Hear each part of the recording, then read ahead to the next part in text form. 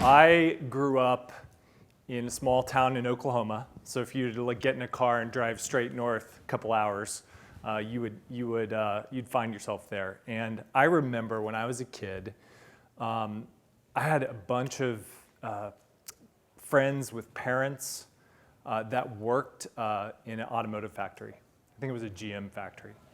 And they had good jobs, right? It was 3 shifts, making cars, churning them out, good deal. If you were to look at an automotive factory today, you would not see a whole lot of people there. You would see a few folks that probably have iPads or some other tablet device with them, and they are predominantly making sure that the robots are doing their jobs right. So they're maybe doing some programming behind the scenes, they're managing exceptions that come out of the system, but they're really just, there aren't many people around. There's not much of a need for it. So Alyssa and I do a lot of work on transitioning our clients to the future of work. And we spend a lot of time in functions, but finance is a function that we spend some time in. So let me paint a picture for you there. So the finance function of today, and in particular, I'm thinking about one of my clients now, household name, like globally recognized brand. And they have armies of people, right, finance professionals, that spend a tremendous amount of time just trying to close the books every month, right? And they're on the phone with people, and they're staying late at night, and they're begging, borrowing, and trying to get data from all over the place so that they can get the information that they need to close the books. It takes them like 3 or 4 weeks to do this. Can you imagine 3 or 4 weeks to understand like how your company is performing on a periodic basis for one of the largest companies in the world? It's tough. The folks in financial planning and analysis, they spend all their time not providing insights to business leaders so that they can make decisions to run the business, but they spend a tremendous amount of time gathering that data as well, right? So just churning out reports and pitching them over the fence. So in the future, all of that's going to change. Finance, for example, one function, is going to become more seamless, more touchless. The data is going to be all in one place. You're not going to need anybody to take data from this source and that source and put it into Excel and spend a bunch of time pivoting it, right? It's all going to be there. It's going to be touchless. It's going to be real time. It's going to be a continuous close instead of a close once every 3 weeks after it takes 300 people time to get there. So what do you do with all those people that have those finance skills? Like, what do you do? Do they just lose their jobs? Well, that's a little bit about what we're here to talk about today. I think if you're a client of Degreed, like you have at your fingertips some really cool functionality that Alyssa and I have actually used with our clients, so we're going to tell you about that, to pinpoint the skills of the future and build those future skills that you need to essentially, hey Eric, how you doing? It's nice to see a familiar face in the audience. The rest of you guys look really friendly too, by the way. So that you can pinpoint the skills of the future that you need and build those in your workforce. It's essentially, right, taking kind of the robot out of human jobs so that humans can do things that are fundamentally human, okay? All right, so future of work, setting the stage, okay? None of this stuff is new to you, but let's talk about it. On the left side of the page here, what do we know? What are the realities? Well, technology is everywhere. I don't know if you guys have kids, but my 2.5-year-old knows how to work an iPhone. It's amazing. He knows exactly where he needs to go to get to see Daniel Tiger or whatever it is he's doing. AI, cognitive computing, and robotics. You heard this morning one of the speakers say that the future of work is here. It's just not evenly distributed, right? So all of these technologies are actually live and they're driving kind of real business outcomes. Okay, it's just not happening everywhere yet. And then the tsunami of data. So there is so much data, and I think the amount of data is doubling like every 2 years. It's crazy. Imagine spending all of your time even getting your arms around data so that you can make good use of it. On the right side of the page, we have more people-driven disruptions. And again, I think you're going to be familiar with some of these. So an explosion in contingent work, right? Like companies like Upwork and all other types of firms are providing expertise, like people that are finance experts, people that you can like use to get a job done really quickly in a professional way. And you know, the stat up here on the screen says that 40% of the workforce in the US is going to be contingent workers by 2020, which is very soon. Lots of millennials in the workforce, and then I think the one statistic is that there's, you know, the 100-year life is just right around the corner. It's like maybe almost half the people that are born after the year 2000 are going to lead like 100-year lives. What do you do with all this time? What happens to a career, right? And then you have the millennial influence, right? And the fact that skills are shortening, and we'll talk about this today too, is that technical skills, like the life cycle of a skill is like a 2.5 to 4, maybe 5 years, depending on the skill. And then you have the lifetime of a job, right? And we see this all the time is like, you know, our colleagues are moving around and our clients, they have their people are moving around constantly changing jobs, okay? So just a real quick poll. How many of you, just a show of hands, we're low technology here and today. So how many of you are seeing kind of, are feeling a millennial shift in the workforce? Yeah, and look around, like just notice kind of your colleagues, okay? What about any changes in the regulatory environment? How many of you are feeling those? Okay, so depending on the industry you're in, okay. And then what about technology tools? How many are feeling like the disruption from technology in your current companies? Okay. Again, you saw less hands there, right? So it's happening, it's just happening in pockets right now, okay? What about, and I think this one's super interesting, increased expectations from the rest of the business. Yeah, you're expected to deliver more and you're like, whoa, wait a second, things are changing so fast, right? The ground is shifting constantly underneath me, how do I deliver? Changing skill sets needed. I would say everyone should be raising their hands here, right? And then, you know, it is, I mean, I think that it's just tremendous, the amount of change that we're facing, okay? So we do this really, I think it's a really cool thing at Deloitte. We do a global human capital trends survey every year, and this is some information derived from our 2019 report. And this is what we found. So no surprise to you, like, comparable to Moore's law here, the technology change is pretty exponential, all right? The rate of change is just crazy, okay? And what we're seeing is that the technology is changing, but business productivity is not changing. Now, I'm gonna ask for one more show of hands here. How many of you feel that, right? Like technology is changing, but like business isn't going as fast, right? So this is what we kind of, what we think is happening, right? And then there's this huge gap, right? There's this potential gap, this performance gap out there. So here's what's really happening. So technology is changing at this really rapid pace, right? Then you as individuals, right, are adopting this technology at a relatively fast pace. Alyssa and I were at dinner last night.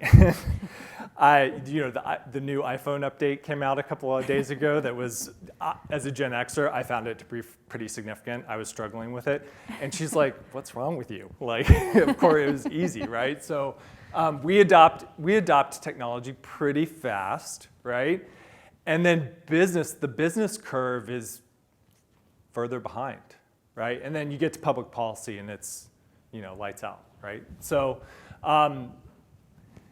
when we think about future of work, we strongly believe that there are always 3 integrated elements that you have to consider. Okay? And by the way, skills are in all 3 of these components. Okay? So the 3 integrated components are the work. Okay? How is the work changing? So you get work done today, right?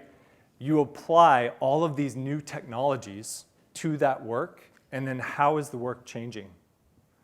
And oh, by the way, like, what does that mean for humans?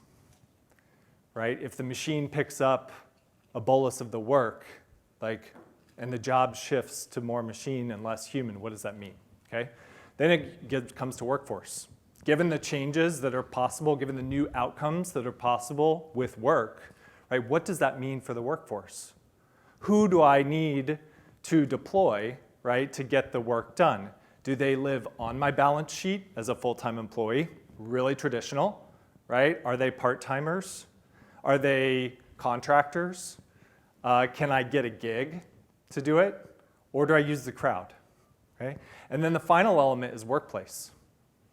So the workforce and the workplace, and we think about workplace, the kind of the old traditional way to think about it is just location-oriented, right? And companies consider, like, where can I move stuff offshore? Where does it need to be, in a shared service, centralized versus close to the business? And then now we're considering things like virtual work, and there's a tremendous amount of people working from home.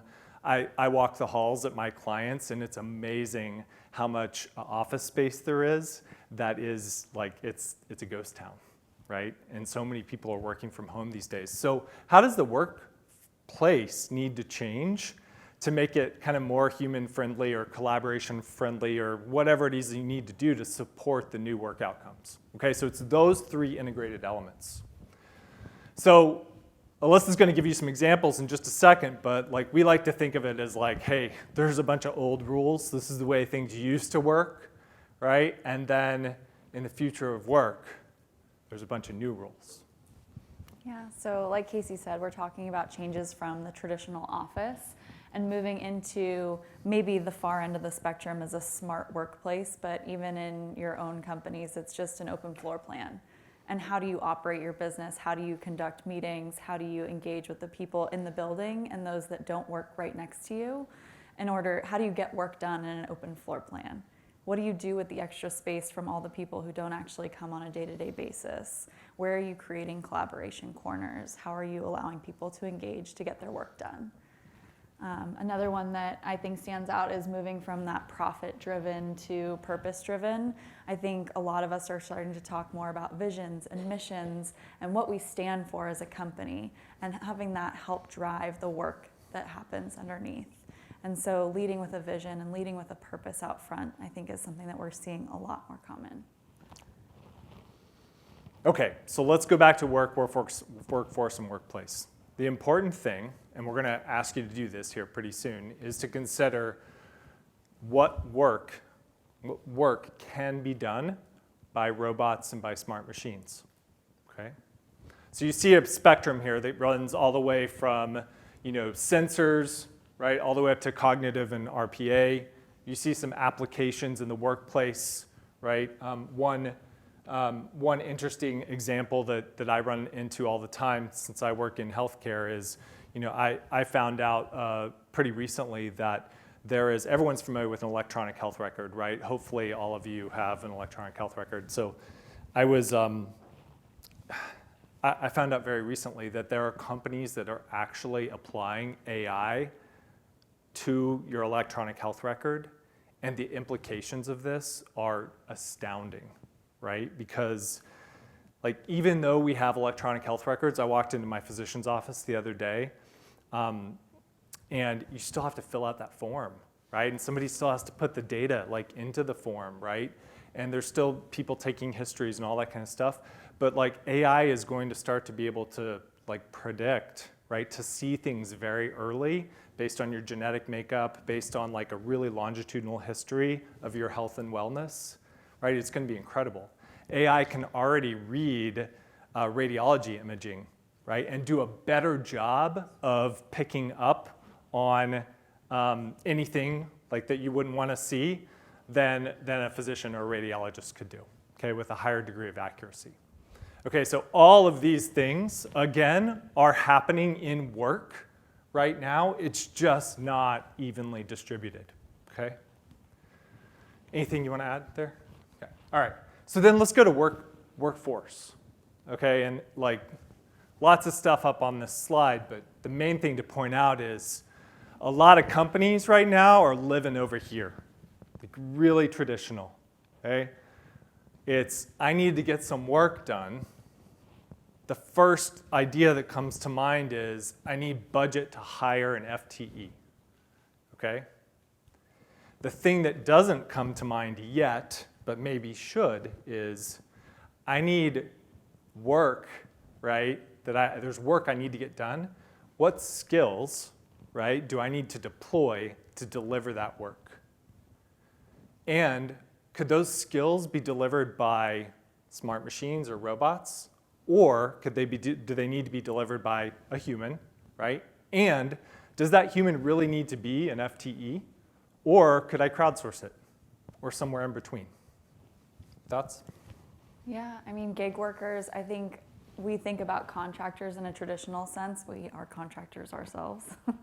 But when we think about gig workers, it's how are you leveraging on-demand talent that exists in the marketplace to do the things that you need to get done for your business? Do you have a point-in-time talent skill set? We mentioned that we talk a lot to finance organizations. We have a lot of seasonal workers in the finance space who do other jobs, or we have a partner who takes a lot of retired finance executives, and they come in and do gig work to advise startups on just some of the basic fundamentals of financials that a startup isn't able to hire full time. They don't have their CFO might be a little junior in his career, and so getting some of that executive advice on their financials and in a purpose-driven, project-focused type of realm is one of the ways that we're seeing folks use gig. So then, again, one more time on the workplace here. These are all questions that you want to answer when you're considering the workplace. And as I mentioned before, the traditional question to ask is location. But on a role-by-role level and tied to the outcome you're trying to deliver, what do you need to enable the kind of collaboration that you need to get the work done, right? What collaboration tools, what collaboration spaces, okay? Then even to help with kind of your physical plant needs, right? Like what's the proximity, right? Do I need this person to be like in an office, in a building, or are they 90% work from home, right? And if they're in an office or building, is it cubicle space or is it just kind of like shared kind of co-working space? So all these are really important questions to answer when you're considering skills of the future, okay? Okay, Alyssa.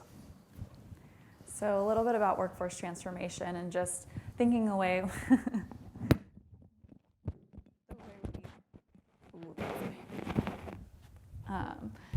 So workforce transformation, this is what we come in and talk to our clients about. So what do you do with the future of work? What does that mean for your people? Purpose. So our framework follows imagine, compose, and activate. And we find clients don't necessarily flow in that order. They don't necessarily do just one or do all three. But it depends on where you are in your journey. And so we take clients through an imagine phase where you imagine the possibilities of work. We think about what potential disruptive technologies that you saw on that previous page, how could we use this in our workplace? What would this mean for our talent and for the skills and for our organization? How does this get us to the next level? Some folks are just focused on composing the workforce. How do I define the work and the space and the people that I need to get a job done? How do I put that all together? What jobs do I need? And then others are talking specifically about activate. I get a sense from the past day and a half that a lot of the folks in the room might be thinking more about how are you activating your workforce? How are you accessing skills in the marketplace? How are you upskilling your people? What are you doing to engage your workforce on a day-to-day basis? And this is one of my favorite ways that we frame this. I think when we talk about talent, we think about the traditional attract, develop, and retain model. That's what we talk about when we go out to recruit. That's what we talk about to our employees that we have on the balance sheet. But what we're trying to kind of break away from and think about is how can you access the capabilities that you need, whether it's inside your organization full-time or it's temporary labor that you bring in.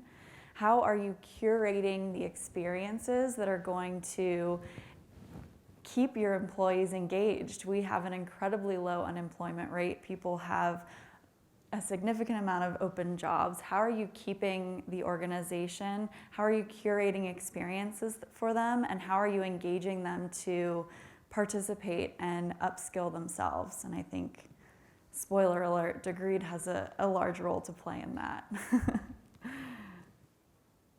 And so what we wanted to do is talk to you a little bit about a sample project process. So we have partnered with Degreed and thought through, we deliver a future of work with finance client organizations all the time.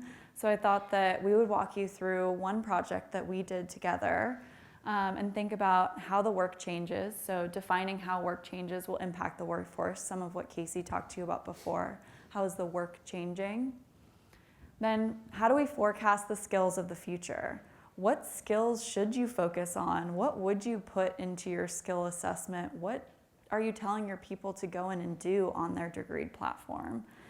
And then how are you evaluating the gap? What do we do about where my people are today and where I want them to go? And activating the workforce, like I said, what experiences, how are you accessing the talent you need? Curating the experiences and engaging your workforce to get things done. So we'll walk through a little bit of this going forward. So defining how work changes will impact the workforce. Yeah, so this is the first step in the process, and eye chart, but let me tell you what you're looking at here, okay? This is each honeycomb on the page is a work outcome. Finance, like many corporate functions, is heavily process-oriented, okay? Lots and lots of process, okay? Information moves here to this person, and then they do stuff to it, and then it moves along the chain, okay? In the future of work, a lot of that process, right, is going to be, like Thomas Friedman would say, like abstracted out of the equation, okay? It becomes touchless, okay? So instead, what we need to talk about is outcomes, okay? What outcomes is this function, and you're looking at the work outcomes for an FP&A function, financial planning and analysis, but what outcomes is that function intended to drive? What are the current work outcomes, okay? Then what you would want to do, and you can do this at your own companies, right? Then what you would want to do when you're looking at any given function is you would want to take a look at the exponential technologies that will apply to that work, let's call it 5 years from now. So what you're looking at on the page here is a set of future work outcomes, right, that take the work of an FP&A function, okay, the outcomes it's intended to deliver. It applies the lift that you get when exponential technologies come online and the work outcomes change. Okay, so for example, you're not going to be able to see the words, but the first one under plan here, it used to be forecasting and planning data collection. And who do you think used to do that work? Humans. It was all humans. The new work outcome says machine-enabled data collection, okay? The heat map here, the dark is primarily machine-driven work, and the lighter is primarily human work.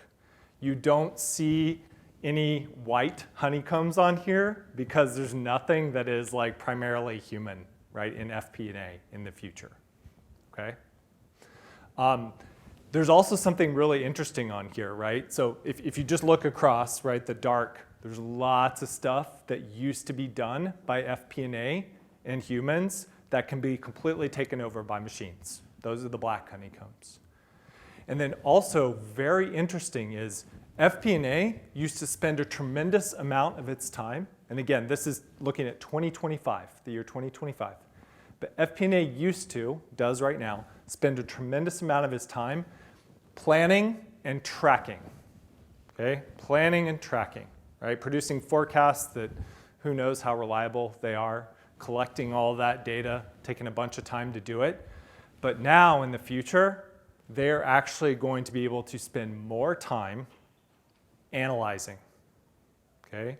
Producing insights for the business and business leaders to make decisions. And what is more is we believe that FP&A is going to be able to start to influence business decisions, right? So not just finance producing reports, right, so that somebody can make a decision, but finance FP&A professionals actually influencing business decisions, right, at the table with HR and operations, et cetera. Okay? So the first step here is about determining, right, your current work outcomes, applying the lift that you get from technology, and then you have a set of future work outcomes. And you see how the work shifts between machine and human, and you get a little bit of a stop, start, and continue on the work outcomes. Okay, so now what we're going to do is we're going to ask you, and this is the workshop component, we're going to ask you in your notebooks or on your cell phones or whatever, we're going to ask you to think about the work outcomes either in your own function, right? Maybe it's a learning and leadership development function. Maybe you could think about a function that you serve in your capacity. But what we'd like you to do is spend a few minutes, and we'd like you to think about the work outcomes, right? The work outcomes that you delivered today. Okay, so do that now. Take 3 minutes. I'll walk around. Alyssa will too if you have any questions. But just write those ideas down for current state work outcomes. What is that end state value that you're delivering as a result of the work that you do? Really good to see you. Are you enabling decisions to be made? Are you driving an action?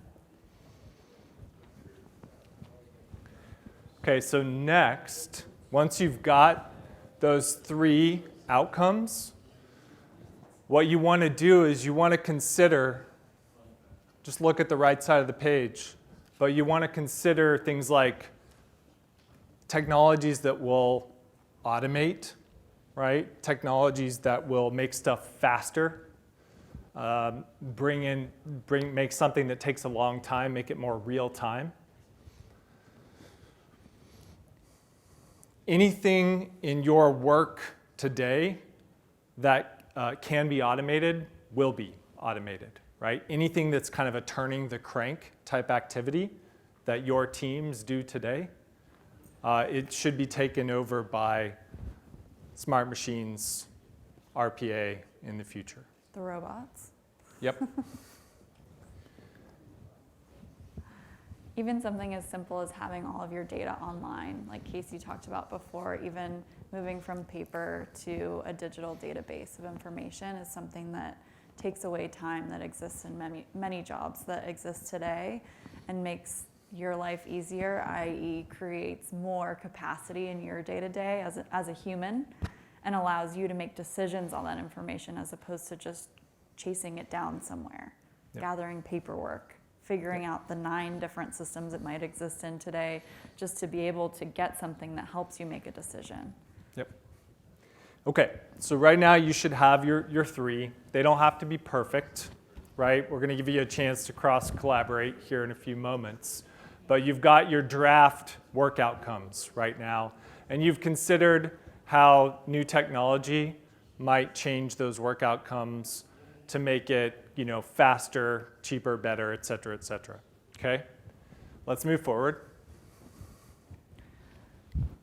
So what does that mean for skills? So I'll talk to you a little bit about skills and the way we think about skills when we come to our clients. We think about capabilities and the technical skills that exist. I'll go into a little bit more of that later. But the important third piece of this equation are the machines or the technologies that you're using on site today. Maybe you are incredibly advanced and you have AI and you have artificial intelligence in the background of some of your machines. Or not. Maybe you've just implemented a new basic fundamentals system where you can actually get all of your information right at least most of your information right at your fingertips. Whatever the technology is, it should be taken into consideration when you think about what skills are required of the people that work with those technologies to get work done, to drive work outcomes. And so when we talk about skills and when we set up what are the skills of the future, how do you decide what skills are important to you? A lot of people, we talk about skills, we talk about technical and scientific business skills, foundational skills. But what a lot of people are actually talking about are capabilities. And they're those observable human qualities that enable us to interact better in the workplace. They may not be a learned technical skill, but it's just the way someone interacts. Capabilities are a lot of what you interview for, because the skills are written down on your resume, but when you're in an interview room, you start to get a sense for the capabilities that that person might have, something that makes them easy to work with and enables them to get work done using the technical skills that they have. And this isn't to say that you need to then differentiate and mark everything as a capability or a skill and be extremely deliberate about it, but I do think that understanding the difference between a skill and a capability, we've found helps people understand where they sit and what they're talking about when we go to talk about skills of the future. And I use skills in a broad sense. You'll hear us being very deliberate about saying skills and capabilities, because a lot of people are asking for, how do I get my workforce to work better together? Casey said we talk about finance organizations a lot. The first 3 skills that they come to me with are communication and business partnering. And on paper, what we're hiring for is like a CPA.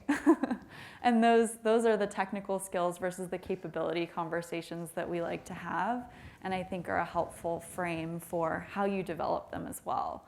I think that some of the differences you see on the screen, attributes in a person as opposed to knowledge that you learn in a book or in a class, how you apply them as opposed to what you manifest in your personal work style. Whether you're cultivating a skill and whether you're training for it, I think that's an important lever to know that you have. If I can take a course, and by the way, I've seen a lot of courses on capabilities, but it's about having a conversation with the managers over the top to say, I now know what emotional intelligence is, but how can I, as an individual in your organization, develop, I'm looking to build my EQ, I'm looking to build my emotional intelligence. Can I have an opportunity to work with a group or partner with a different part of the organization so that I can start to listen and learn and understand and have empathy, some of the signs of EQ that I learned in a training course. So I think the way that you differentiate between the two, and when we're talking about developing skills and building for the future, I think it's helpful to have that framework in the background so that you can have the conversations that will drive people forward.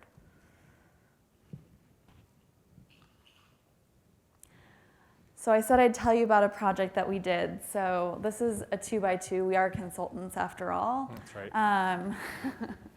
And so how do you figure out what skills matter? How do I know what learning paths I need to create? What do I tell people to prioritize in their degree platform, for example? And so we went through an exercise to say, what skills do I have available or what scarcity exists in my organization today? And then how important is the growth of that skill set when I think about the future, maybe 3 years, maybe 5 years down the line? So where are we today? Where are we going? And which gaps matter? So this is where you start to tee up what gaps in information you might have. So I'll play an example for you. Gosh, we're really killing it with finance examples. I apologize to the non-finance folks in the room. And so when we think about available and stable skills, these are the core, the things that are on those resumes. This is what you hire people to do. I certainly hope they have these skills. They are not only available, but they are important to you today. And as we move into the future, as we think about going from now into the future, what becomes more important? And that's where you start seeing financial modeling, decision support, and business partnering skewing way towards the future. Like I said, you'll notice that a lot of those start to creep into capability territory. And then when we think about the upper axis, what are the scarce and stable skills that I have today that perhaps I would borrow from the market? And so this is a good point to talk about what we do to build, buy, or borrow the skills that we have. So building skills, I think you all know, these are the ones that we want to tell our people to listen and learn about. But when we think about borrowing skills, maybe we think back to the spectrum that Casey talked about earlier.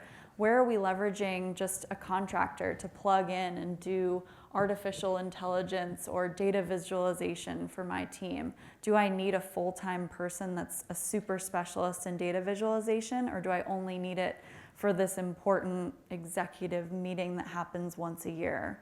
And so how are you plugging in available skills in the market, but that might be scarce in my organization? And when we think about the lower quadrant, available or growing skills, where, if they're available, are we buying them? Is it something that it might be too hard to build in my own organization, but I know that these skills are readily available in the market? And so can I go into the market and hire someone full-time to plug them in to fill a gap that I have? But I think the meat of the conversation we want to have today and what we want to talk to you all about is really how are you building your future skills? So a lot of the core of what we see here. So going back to your 3 work outcomes, think about what skills are required to enable the work outcomes that you and your team are driving. What skills do you need to do the work that you wrote down on that page? And how do they change as you influence and are supported by technology? Yep. So your current work outcomes, what are the essential skills that are needed to deliver those today? And then when you apply the lift that you get from technology, fast forward 5 years, what do you think are going to be the essential human skills that you need to drive that new work outcome?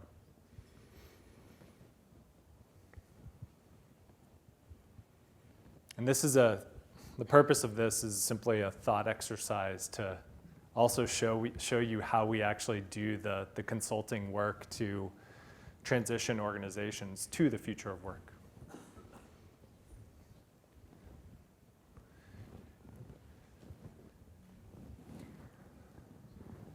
It's also a great first step to think about if you're new to the Degreed platform.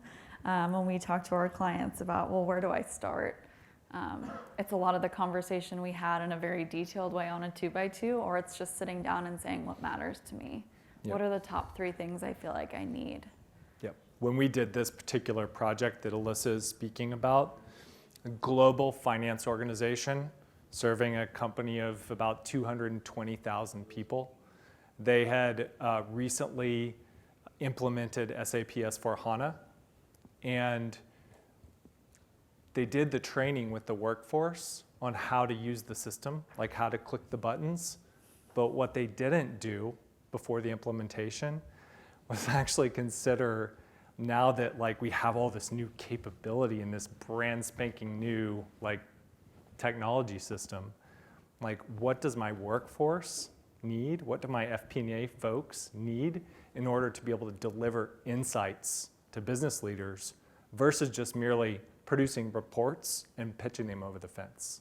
Mm-hmm. And so what came up was, and I think you saw a little bit of on the 2x2, but our people need to know how to visualize data. And once they're able to visualize data, they need to be able to know how to storytell with that data, right? So that they can deliver insights to leaders and influence business decisions, right? So it's just one example.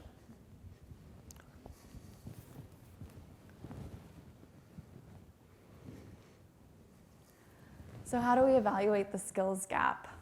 What do we do once we've identified the skills that matter to us, and how do we go forward from there? So just digging into that specific example, what we found was really helpful and what drove the highest return in terms of people logging into Degreed and getting onto the skills assessment and thinking through actually participating in our skill reviews, was we had to make a case that this was about them. We come in as outsiders, so it's a little bit tougher. We talk about the future of work. We talk about imagine all the possibilities. You've now gotten this new tool and machines, or the tool is helping make your life easier. When we then talk about skills, it gets a little uncomfortable. And so a big part of this was making sure that people understand this is about you. This is about your development. We are invested in you, and we want to help you excel beyond just producing that report. We want to make productive use of that extra time and help you retrain on things that we find valuable in this new environment, things like partnering and advising to the business. And so we had to make a very strong case about it's not just alignment to strategy, it's not just where the business is going, but it's about personal development, and it's also about telling us as a company, how do we make an effective use of our learning and development investment? We are here to spend dollars on you and your learning, and so your participation in doing a skills assessment means that we can pinpoint where we need to focus as an organization, and even better, where you need to focus your learning journey to close a gap for yourself so that you can be successful in the new environment. So a little bit of stage setting to be done. Yep. And then just ways that we use the Degreed platform. So you'll remember from my very busy 2x2, we prioritized the different skills that we wanted to focus on in the Degreed platform that we wanted folks to conduct their skill assessment on. And so we had the self-rating is really nice because it's fast and easy. I'm a 1 through 5. And so you can drag exactly where you are. It doesn't take very long. That said, the better information and the adaptive questionnaire that came with skill review were the top 2 to 3 skills for each organization that we thought were the most important, that we were having a hunch that those would be hard for people to self-identify where they are, and that we wanted them to invest an hour for 3 skills to think about where they are today and really go through the motions of, do I use this in my everyday work? I love the questionnaire. It's skill agnostic, and so it's asking questions like, do you use this in your everyday work? Do you train others? Could you lead a course on this? And it really gets to a deeper level of understanding and where someone is on a particular skill. So the first step was identifying which skills are a priority to us. And the second was having the organization understand how important it is that they log in and do this. Because we're invested in their development and because we want to create an opportunity for them to understand where they truly are. So just quickly, the self-rating that I mentioned earlier, again, an individual slider, something that's easy, something that's readily available in the tool. But I think the real deciding factor and the differentiator for this organization was the detail that we got out of how often they're using these skills and how they're applying them in the workforce. I'm just curious, I know a lot of you are all Degreed customers. How many use the skill review functionality? You've used it before. Okay, so this is new to a lot of folks. So we found that we had the greatest success in partnering with Degreed when we were talking about what works and what doesn't, is we inevitably, by being a contractor, we created a distinct project around skills, and we sat with leadership and spent the time to really think about what matters to them, and that's what was going to go into this skill assessment. And really the underpinning of that is we're going to ask for an hour of your team's time just to get a rating on 3 different skills. So like, what matters to you and what are you willing to have your organization invest in now to think about as you go forward and help shape your future plans.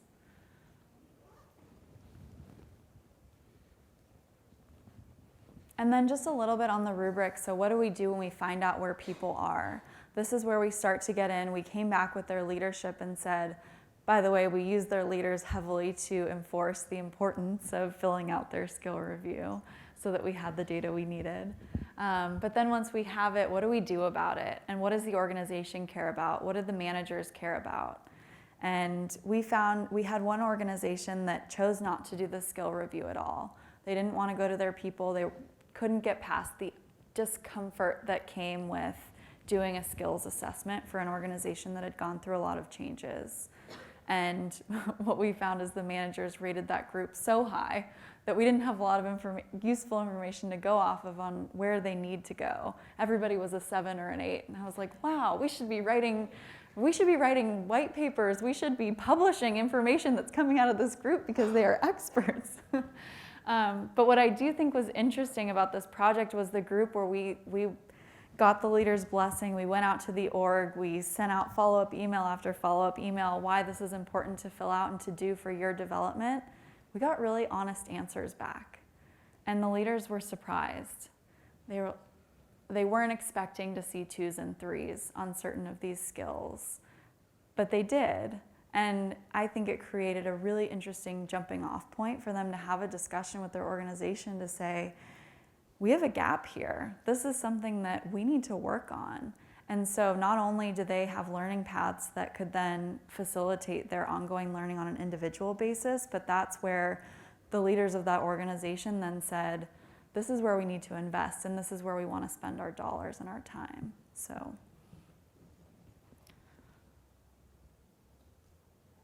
And then last, just kind of where you want to go. And so understanding where people are today and where you want to be was a really important conversation to have. Now that you know where people are, how are you going to follow up?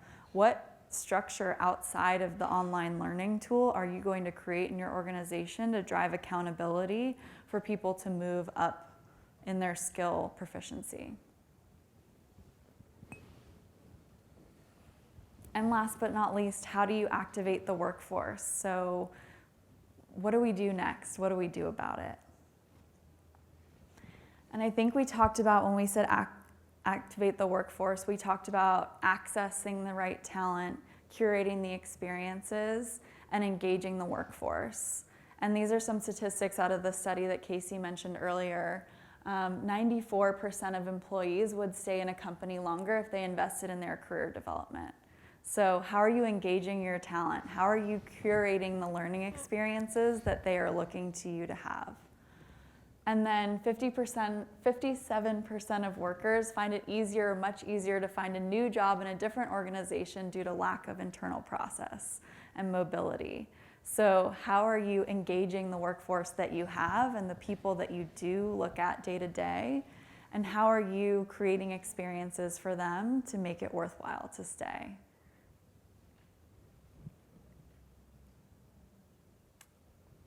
And last, just thinking about the shift in a talent philosophy, and sitting through some of the sessions the past few days, I am getting the sense that you know this, or at least you've heard this by now. But just creating the opportunities for your workforce to invest in a culture of learning, to mind the gap and think about where do you really need to build talent, and when you can't build it, when do you need to buy it or borrow it from the workplace? And then creating an environment that embraces and nurtures these capabilities. So what are you doing with your teams outside of the work that they do on a day-to-day basis to allow people to raise their hand and say, I'm working on this capability and I need practice to do it. It's not just, I've taken a few courses on it, but now I want to practice. How can you help me learn and develop in meetings going forward or in my work team? Anything else, Casey, that you wanted to add? I'm curious what questions you have. We have a few minutes left. Yeah. So a few slides back, when you talked about the one group that was willing to actually go through, thank you. So the question is really when it comes to, I'd say, marketing and adoption. So we're looking within within our finance function, so great examples for me at least, to incorporate skills and kind of building out that strategy. And what I'm curious is how they actually went about. You hit on like leaders sending emails after emails, and I'm curious what adoption, as far as like the percentage of your target audience actually doing the ratings. Yep. Like what might be a benchmark? We had a 98% response rate, but we had. So there was room for improvement. Yes. I think a lot of it was really in the framing, right? Really Like Alyssa mentioned, the one organization, they didn't want to touch it with a 10-foot pole. It was because they recently had a lot of rifts, right? And then the senior managers that we were working with didn't want to really cooperate with us because they just didn't want, they knew their people were so on edge.